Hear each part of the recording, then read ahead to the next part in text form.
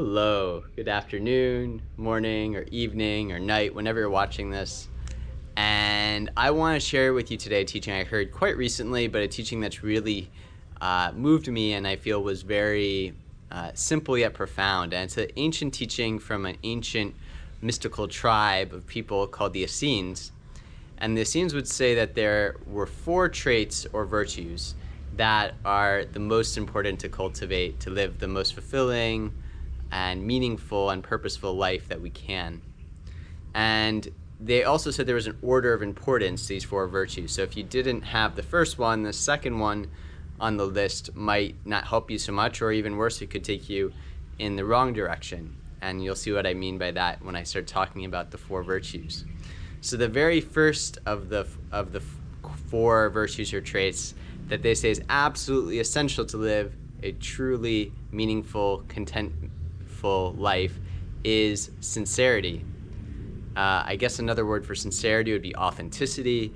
And you can imagine, right, if you don't live a sincere life, then how much satisfaction can you really get from life, you know? You're always going to be pretending. You're never going to be authentic with other people. You're going to probably be the opposite of sincere, which is dishonest or not authentic.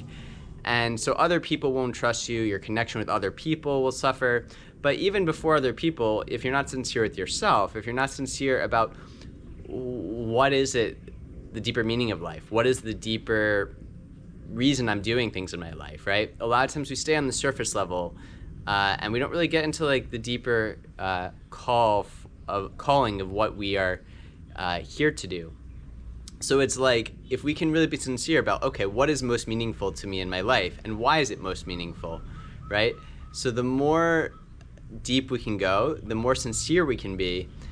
And if we can get to really a deeper, sincere place where we're really sincere about ourselves, about wanting to know ourselves, not just, intellectually, but also spiritually, and sincere with other people in terms of expressing ourselves from a place of the heart, and that which is true, then I think that's the first thing that we actually need to make the world a better place. I feel like there's a lot of inauthenticity in the world, and there's a lot of lack of sincerity.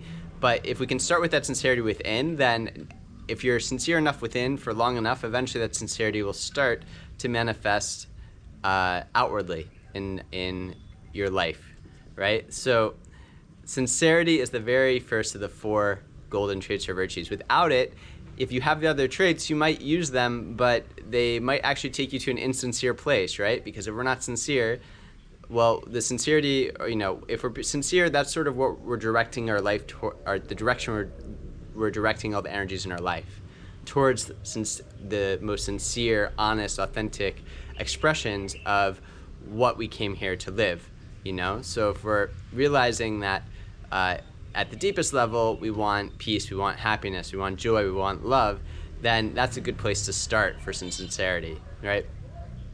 And how do we cultivate that?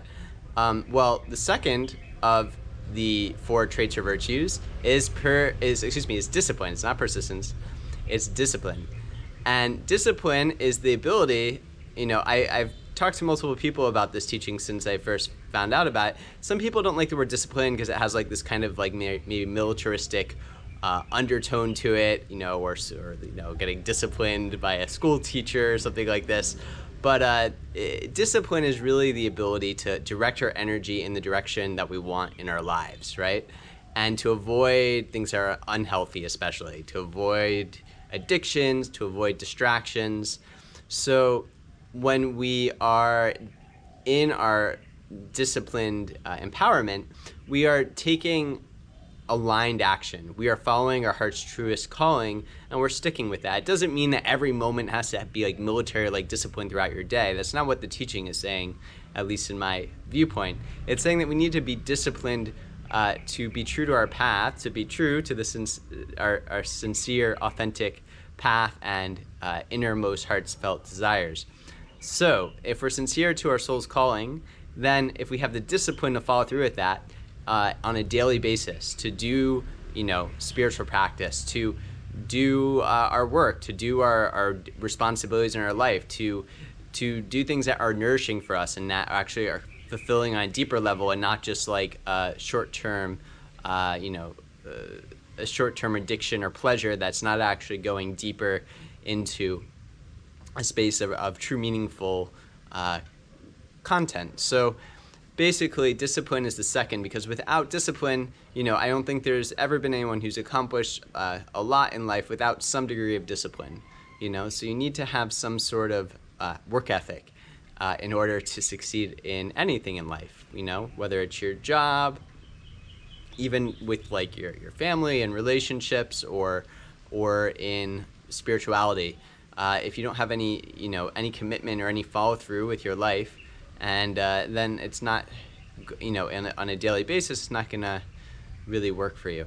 The third trait or virtue is very closely linked to the second, but it's persistence or perseverance. And discipline you can think of on like a daily basis. So like, say for instance you go to a meditation retreat, right? That's like you're meditating for a bunch of hours a day, or you go to a any sort of in-depth training, right?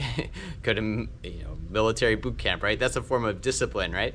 But then the question is whatever you are training for, are you going to keep up with it, right? So you might say start an exercise regimen for a month, and that would require discipline. But then persistence or perseverance is doing that for a long period of time. So not just 1 month, not just 3 months, not just a season, but a year or years, year in and year out, staying true to your path, And this is where the overcoming of obstacles and knowing what it is you most deeply desire and being sincere to that, Because if you have sincerity of intention, sincerity of purpose, and you have discipline, there still are going to be things that come up that might feel like they're getting in the way of you fulfilling whatever it is that you most want to do. So that is where, if we are developing this persistence, this attitude of not giving up, not that you never stop doing something, but where's it coming from? Is it coming from the mind, or is it coming from a deeper like space? No, this is not the right thing for me.